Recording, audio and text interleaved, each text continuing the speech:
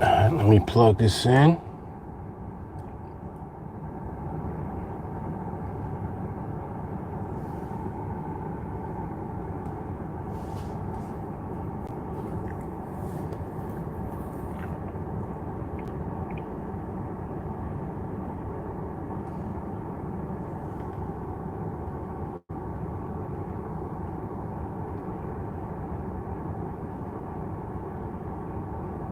Yeah, it's on. All right. Should be good. Wait, let me see. Let's see.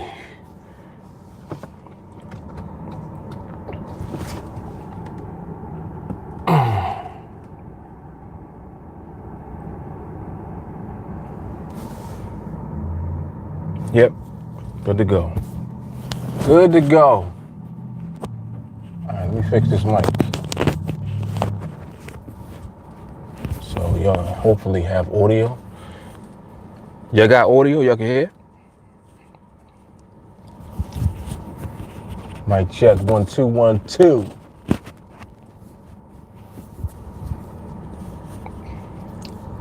All right, very good.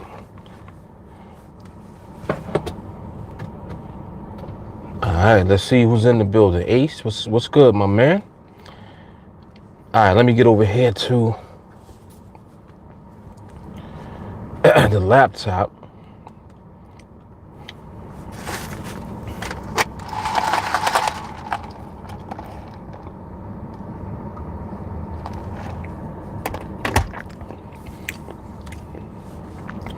I had no Dunkin Donuts in a minute. It's pretty good.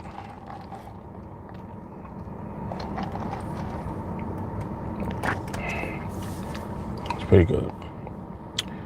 Pretty good. All right, so I got about 45, 50 minutes. I'm gonna get on these charts real quick. All right, see what it does.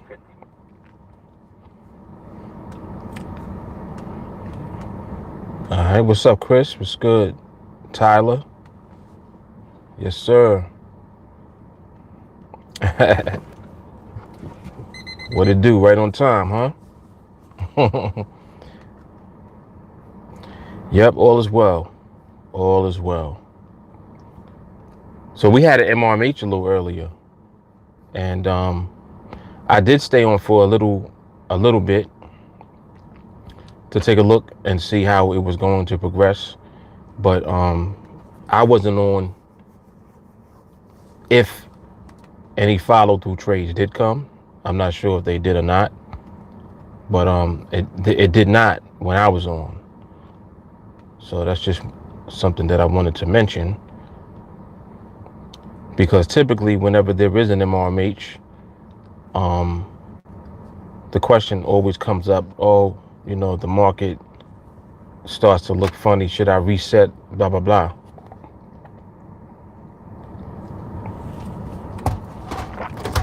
And you guys pretty much know the answer. Why do people stare directly in your car?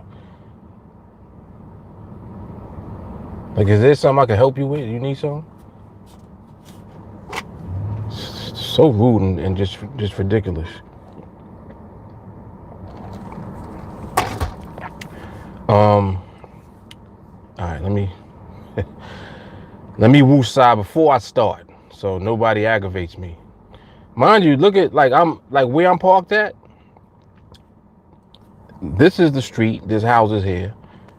Well, not the street. This is the sidewalk on this side. This is the street. So I'm not even, it's not two-way traffic.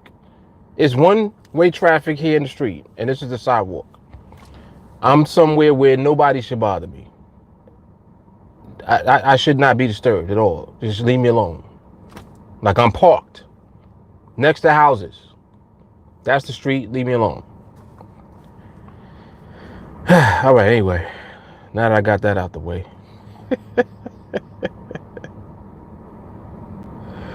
Yeah, right? Is it that? That guy looks cool chilling there. He got coffee. Let me stare at him.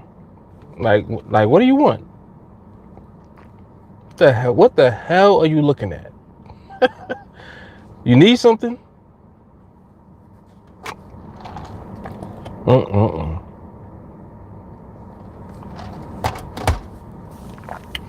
Or maybe it's just me. All right, let me stop bullshit. Let me get this link out. And I need to set my timer also. Let me do that.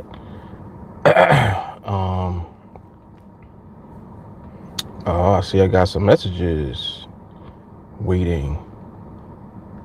All right, I'll get back to those. Let me put the live out there.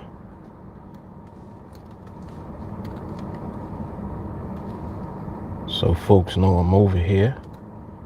Okay, there's one.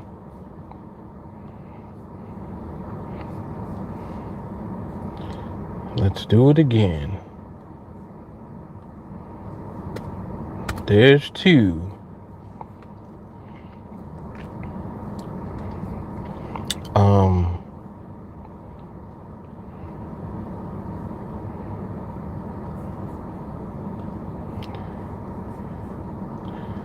I noticed, when was it? Sunday. Sunday took my daughter out for her birthday. And, you know, my whole family, they love food. So she's a foodie also. She loves to eat. So she told me where she wanted to go. And the place that she ended up wanting to go is actually one of my favorite places to go because the food is really good. And I realized that when the food is good, the cost is irrelevant. Now,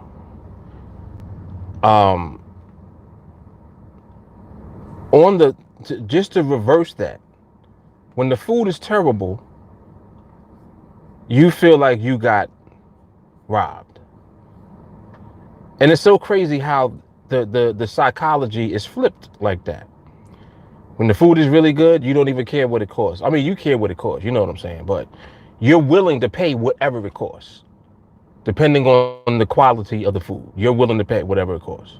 When the food is trash, you want your money back. Like, you just want all of your money back because the food was garbage. And it's so crazy how that dynamic plays itself out all the time, like literally. And it sounds like I got the timer set already. Timer just went off, right? Or am I bugging out? I think the timer just went off. All right, it's cool. The timer's set. Very good. But yeah, so I realized that when we were there. I realized that because, you know, everybody's ordering what they want, and I'm like, go ahead and order what you want, you know. And it's so funny too. My kids are hilarious. My son likes to look at the bill. And I told him, I said, well, whoever looks at the bill first has to pay the bill. So he said, wait, okay. So you look at it first and then I'll look at it after. Like, he's hilarious. He is a trip. And I'm like, well, why do you want to see the bill if you're not paying the bill? I'm curious to see, you know. And then every time that he sees the bill, he has the same reaction every time. He's just like, just mouth open. Hilarious. But anyway, so that's my story from the weekend.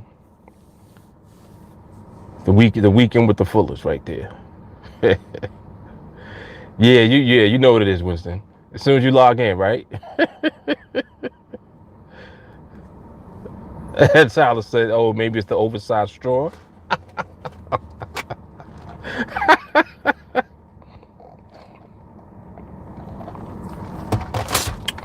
What's up, Stacy?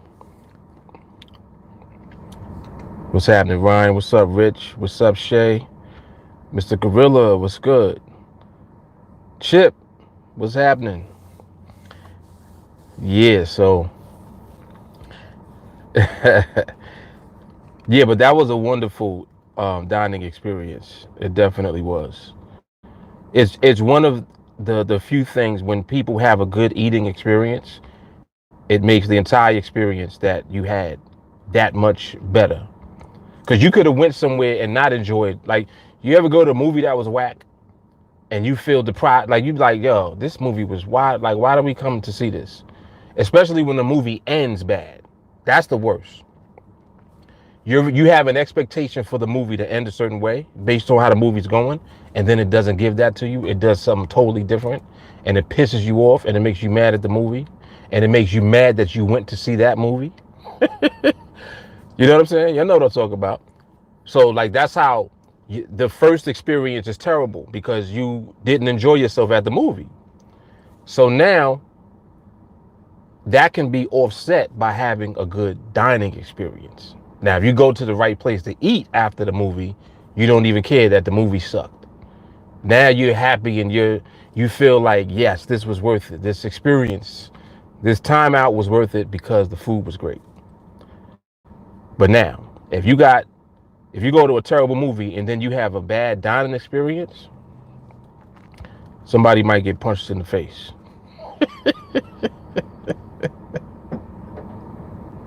And I'm exaggerating, but like that's how it makes you feel. Somebody might get punched directly in the eyeball. All right, let me stop bullshit. So let me see what this market is doing. It's not doing much just yet. What up, Matthew? Shay is Equidreams here. Just wanted to ask if he started live. I haven't seen Slav in a while, actually. In quite a while. What's happening, Eddie? Yeah, I haven't seen Slav. Oh, Eddie, your cap should be on the way. Cap should be on the way.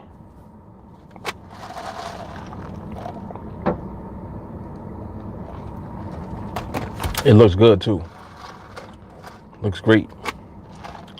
Yes, sir.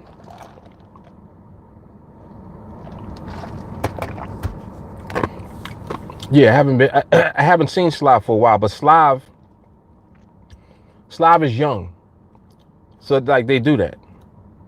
My son does that. My son's 22. He'll disappear like for a month. I might hear him, he might call me or something like that in between, but it's not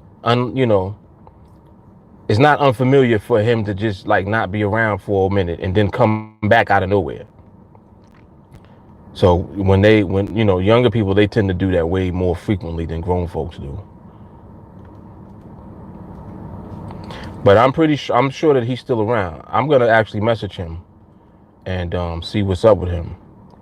See what he's doing. He might be, maybe he took a trip or something. He went somewhere. I don't know.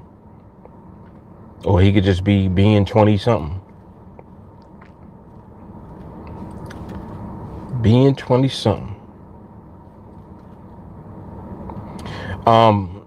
But there's a few other people that actually went live recently. Quite a few people have gone live recently and are actually doing the Project 21 too.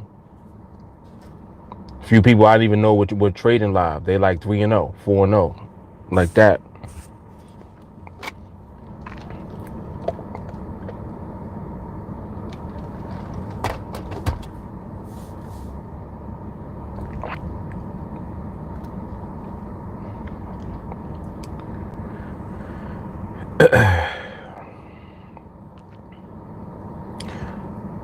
From the looks of things, the market looks like it is in transition. Like it's actually in transition. Chip said, not me.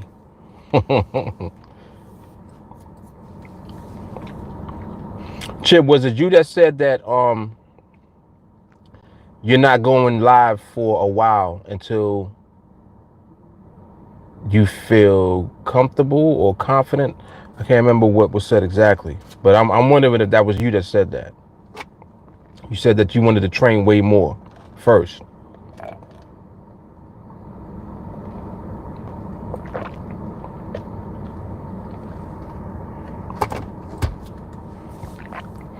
If it's not you, you gotta excuse me. Oh, that was you. Okay. Yep.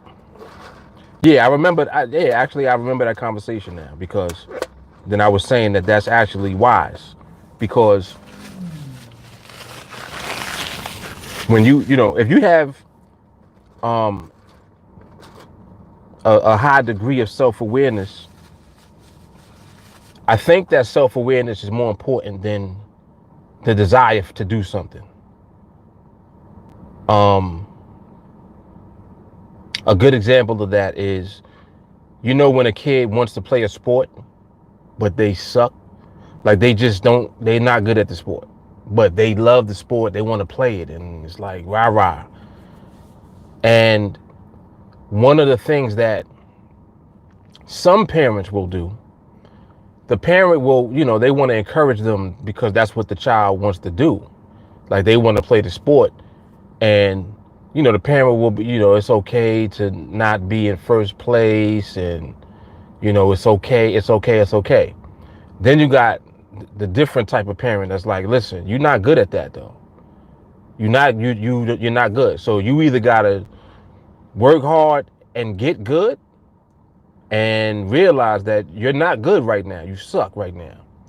But perhaps if you work hard enough, you'll get better at it. See, that's a more realistic approach to the truth.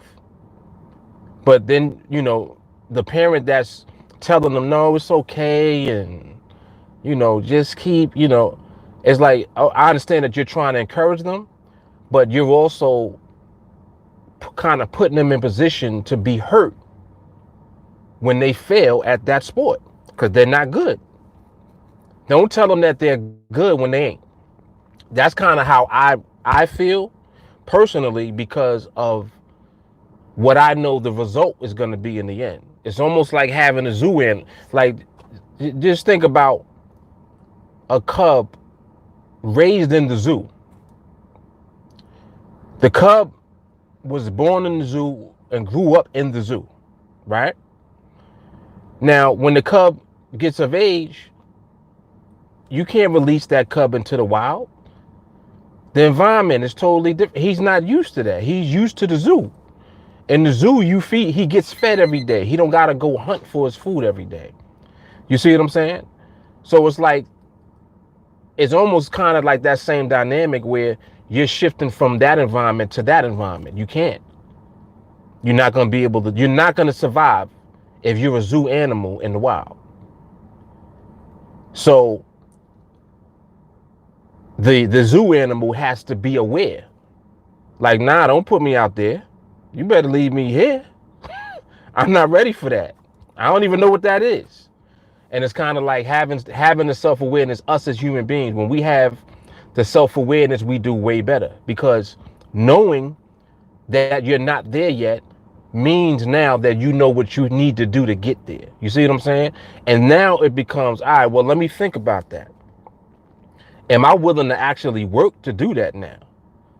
Now we talking.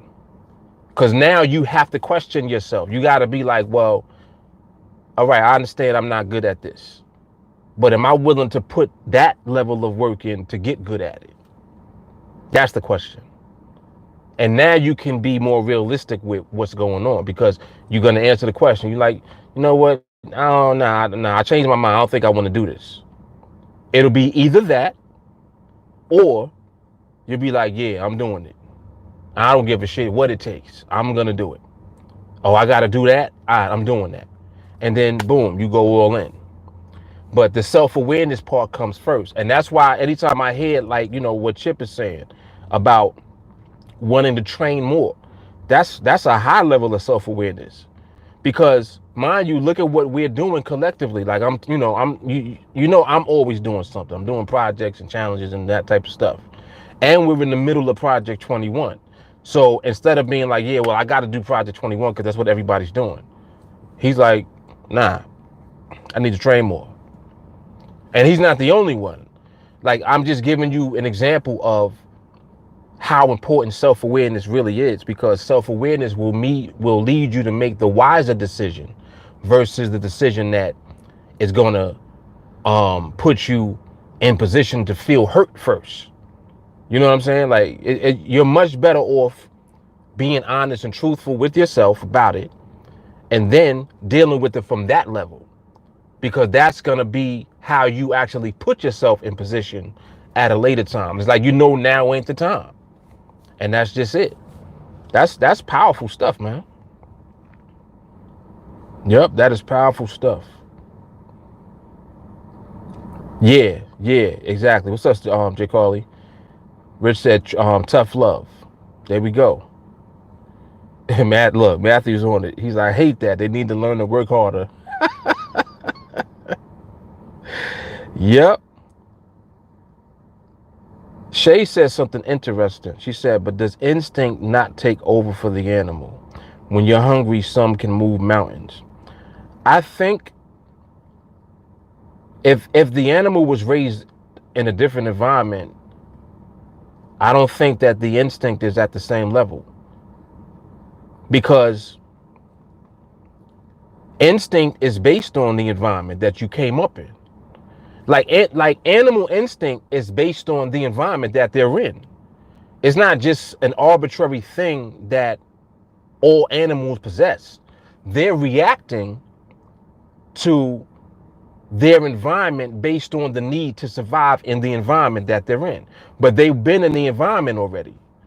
It's different when you're in this environment and then now you're in a new environment where it's like, wait, over here, I ain't have to be killing and all of that. I didn't have to kill my food. Over here, where's the food? Oh, that's the food? Damn, I gotta hunt? You didn't grow up hunting. You weren't raised in the environment where you had to hunt.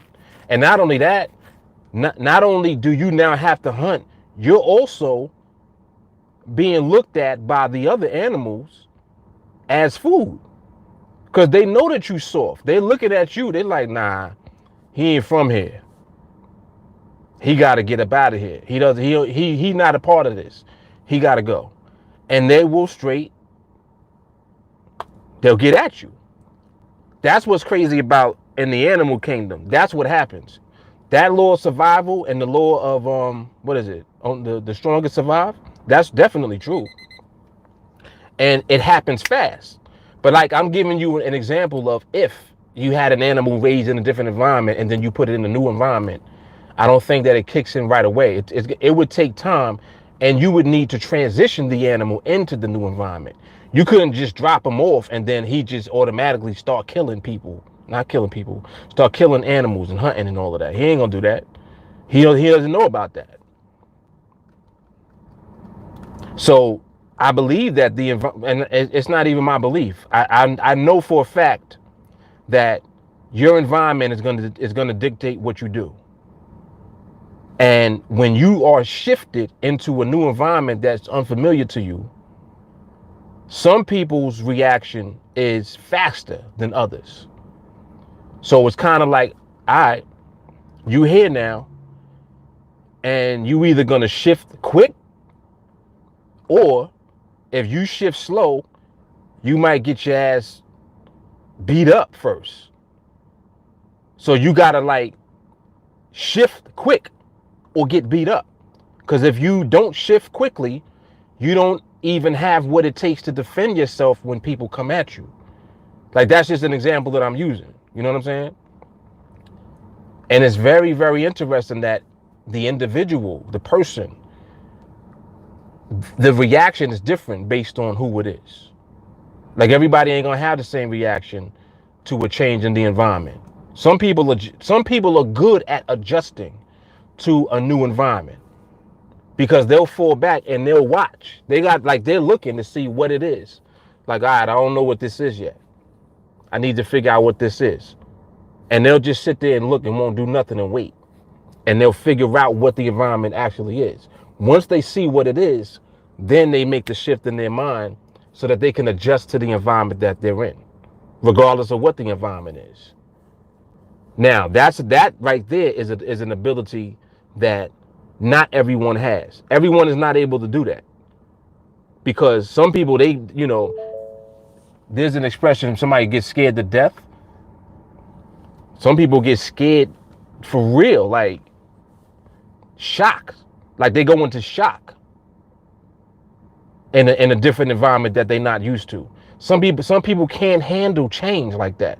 Like, I don't mean to use this specifically, but it's it's similar to why somebody would rather commit suicide than to deal with the new environment that they're in, because something happened, something changed. Whatever the change was, it's too much for them to take. They're willing to take their own life to remove themselves from the whole thing. That's a whole different level. You willing to hurt yourself, you willing to kill yourself to remove yourself from what you're in right now. That's how much you don't want to be in it. That you rather die than to be like, that's a whole different level. You see what I'm saying? And you compare that to someone that's like, I ain't gonna kill me. I might kill you. I ain't gonna hurt myself though. You see, it's a different thought process, energy, everything. It's just totally different. But I like to talk about this type of stuff because this is stuff that we go through as human beings. Like, this is real life situations. You know what I'm saying? And I think we started even talking about this because of self-awareness, if I'm not mistaken. But yeah, it's ill. It's very interesting. Very interesting. Ooh. Rich said something crazy. He said instinct can only take you so far. Training does the rest.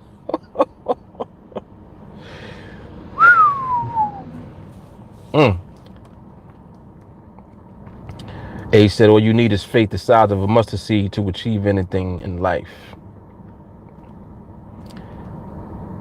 That's interesting. I believe that if it's followed with the work behind the faith. Because if you just have faith by itself, it's only theoretical until you execute it with the work behind the faith. You got to be actually doing something to act on the faith. That's why, there is scripture that says faith without works is dead. Like, that's a strong, if you listen to that, like you hear one thing that says, it shows you how powerful faith is. But I believe that it's talking about faith when it is worked. It's talking about faith when it is executed. Even though it doesn't say that. It would have to be that though. Just like the other scripture that says faith without works is dead. That's letting you know, oh, so all right, faith, yes, but you actually need to work too. Okay, I got it. You see what I'm saying? Like, it's more direct to let you know, like, nah, it's not just, you can't just be believing and that's it. You got to believe, and then you got to put the work in behind what you believe in. Because just for you to say it is not enough. You got to do it. You got to do it, definitely. He said, damn, I got to hunt.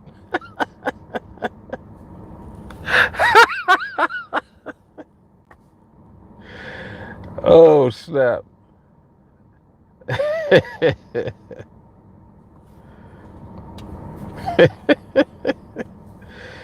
Ooh. Ooh, Joshua flipped it around. He said, work without faith is in vain. That's hard. That is hard. It goes to show you how important the both of them are and how they go hand in hand.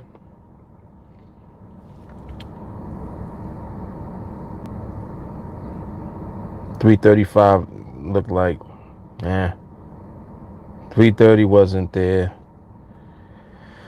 All right, see if we're getting closer or what. See what's going on. Shay, well, let's take a cat, for example. We feed it 3 times a day. If she ain't fed at certain times, or if she ain't fed or certain times missed, she would go seeking for food like a hunter. So I think there is automatic instinct. That's a good example. That's actually a good example, Shay, because but you know what? You know what's funny about that? What is the cat gonna hunt for? And I know this because I have a cat. I know this. You know what the cat going to hunt for? The bag of food. Cat ain't stupid. He knows that you pour the food out of a bag. He going looking for the bag. It ain't like all of a sudden now the cat is gonna go, you know, chasing around rodents and eating rodents. If that's not what he eat, he ain't gonna do that. He might kill one, but that's not his food. So his instinct is gonna be definitely look for food if you don't feed it. But he gonna go look for the bag. He gonna try to open up the your cabinets, looking for the bag of food. Where he keep this bag at? He gonna be tossing the garbage upside down, doing all type of shit. So that's very interesting. That's a very interesting dynamic. Shay says same applies for people that not used to something new. If they want it bad enough, they'll keep trying, even if they do it badly. But as time goes by, they will improve. Yes. Oh yeah, definitely. Definitely. Yep, that is without a doubt.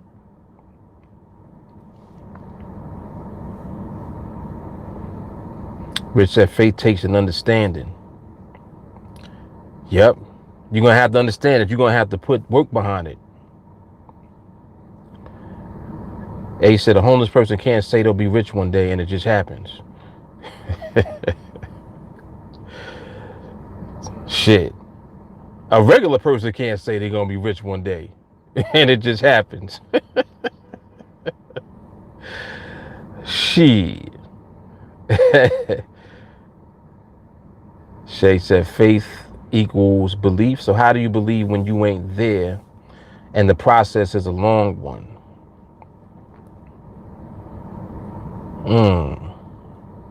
How do you believe when you ain't there and the process is a long one? What you mean by that, Shay?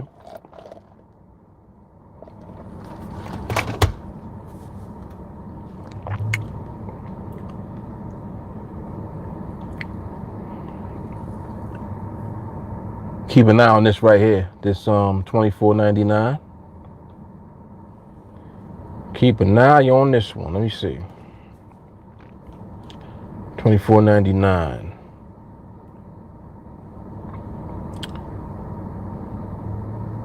What you gonna do, Cletus?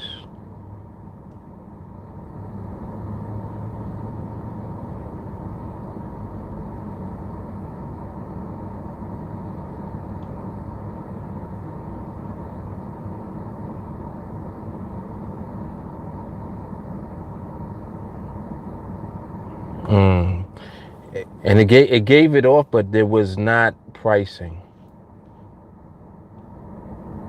But that looked good with the exception of there not being pricing. That actually looked pretty good. Now, see how this finishes.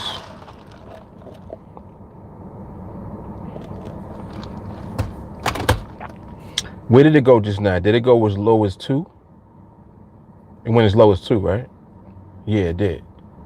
All right, so it ends at 3, went as low as 2. Only thing that was missing, it was slightly out of sync. Almost there. Yeah, the pricing was off. It wasn't off that much, though. It wasn't off that much, and the timing of the price out came right before the 1-2. Like you had 4, then it gave 5-6, like that. Yep, sure did. Matthew said, belief is also a level of confidence in your preparation. Bingo. But belief is different. Belief is a more intense level of faith because you can't get belief until you've actually seen evidence of what you are believing in. there has to be a level of evidence that you see first. It's kind of like if somebody has done something and you've seen them do it, you'll believe. You didn't do it, but you've seen somebody else do it. That's the door for you. It's like proof. Like, well, how do I know that it works? Well, he did it. Let me see him do it. And then he does it. Now you probably will believe because you had to see him do it first. You had to see somebody do it first. If everybody is saying that this is something and then nobody did it, it's more difficult for you to believe it. You might have faith in it because the faith is hope first. That's what it is first.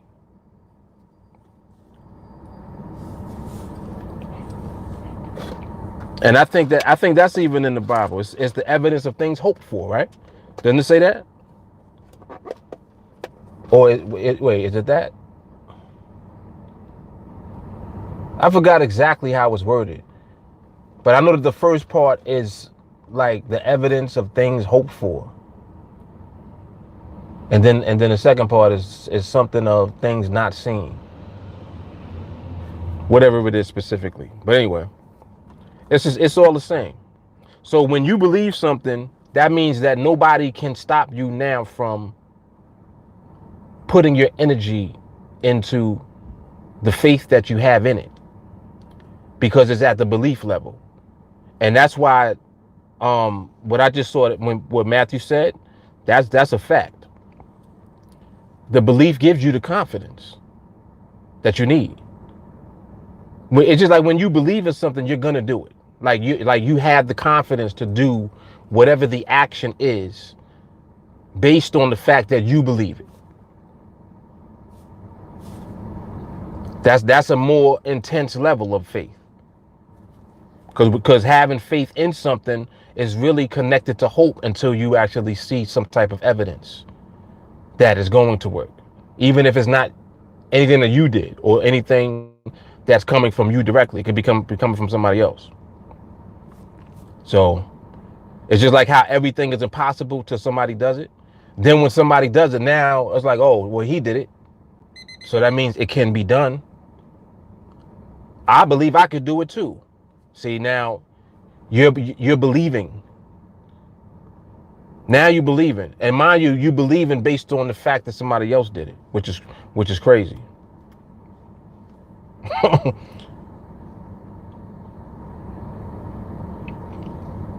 And then belief turns into no. Because when you believe it and then you do it, now you know for a fact that it can be done. Because you did it. Like, I know that I know. You ever hear them say that in church? I know that I know. So now you really know because you have experienced it yourself. So there's a difference. Yep.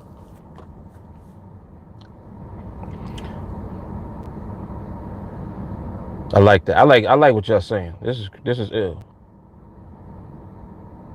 Oh, it says like when the baby's breastfed, the baby has faith that there's food, but it has to put in the work to get the food. Oh, oh, y'all didn't see that one, huh?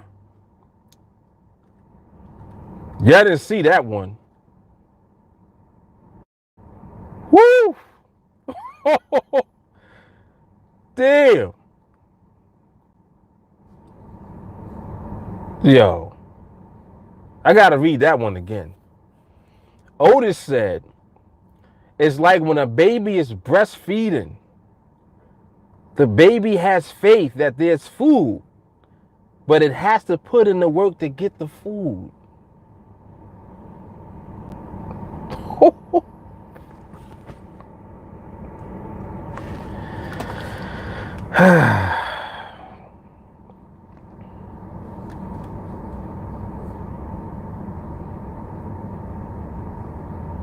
I'm done.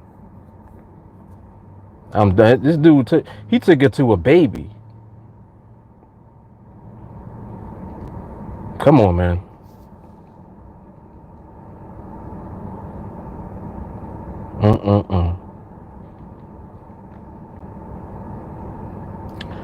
Joshua said, arrive in your mind so it shows up in your actions and it will arrive in your life.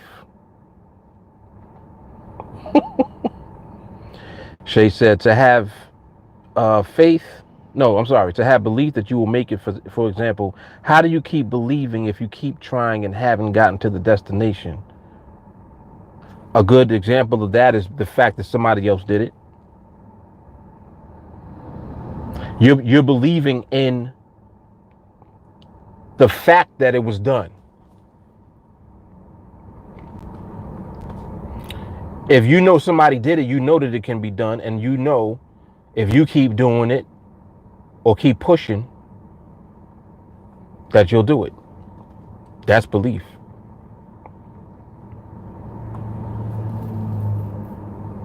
Yep, that's belief. And the thing about it is that regardless of what it is, if you do it without stopping, you're gonna do it.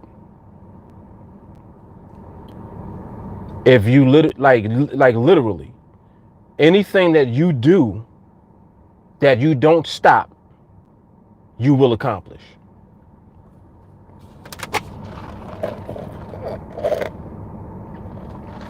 I'm telling you, man. Think about anything you didn't do. Something that you started and you didn't do it. Why didn't you do it? Why did you not complete it? What happened? The answer to that is you stopped. You stopped. So that goes to show you, regardless of how long something will take, and if there is no precedence for something that you're trying to do, you don't know how long it's going to take because there's no precedence for it. There's nothing to look at that somebody did that thing already for you to know how long it's going to take. It's just like if somebody decides to do something. Yeah, well, what I'm going to do is I'm going to do such and such and such and such and such. Oh, well, nobody's ever done that before. I know.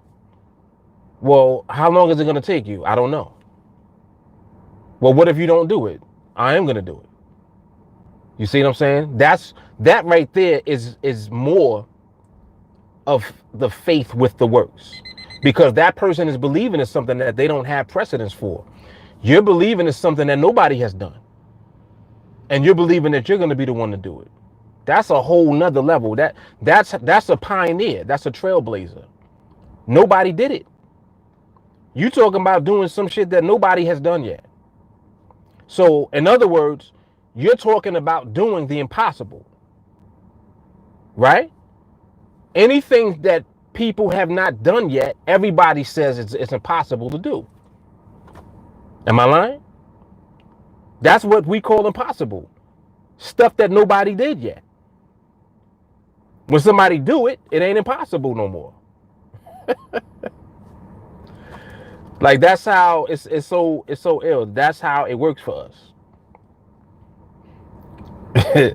Adele said, I need people holding mic drops today. The mic already been dropped. Oh my goodness.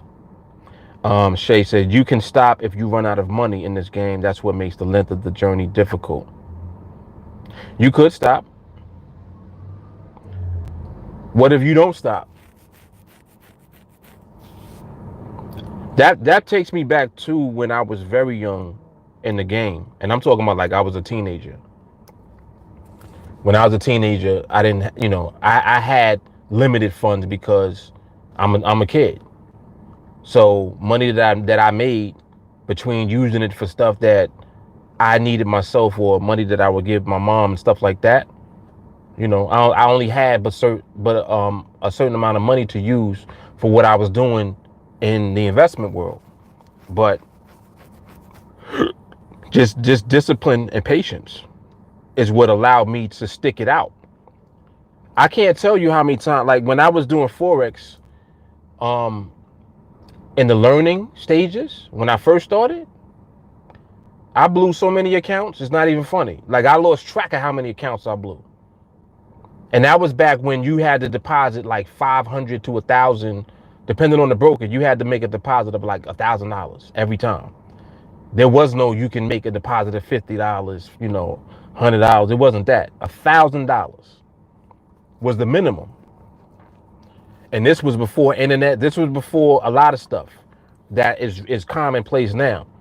So I had many times, like in situations where I ran out of money, but it never stopped my desire to continue on and go get some more money and start over. So it was kind of like you know, like the same thing. But I understand what you're saying. I definitely get it. I definitely get it. It's kind of like, well, you can only do it to the extent that you are solvent. If you go broke, then you can't really do much. And I totally understand. Which is the reason why it makes more sense for you to actually acquire skill before you even put real money on the line. You see what I'm saying? And now, today, you have the ability to do that.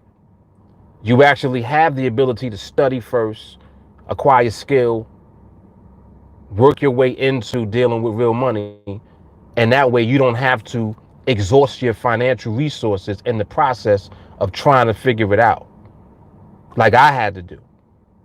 You don't got to do that today. Now you can just get the skill.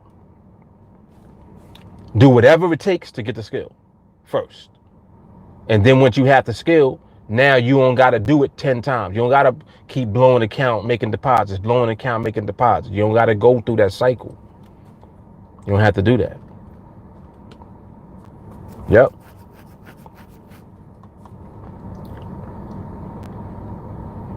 Joshua says studying is free. Studying the market is free financially. It don't cost you no money to study the market because you don't have to trade. It's going to cost you time, but it's not going to cost you money yet. But trying to trade without skill, with real money, you're going to lose that. You're definitely going to lose that. Yes, indeed.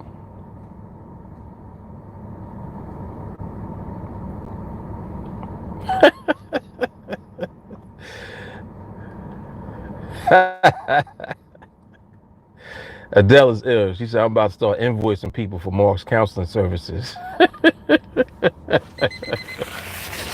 Oh, snap. Ooh, that's hard. Woo. Yo. He says studying is eventually freedom. Yo.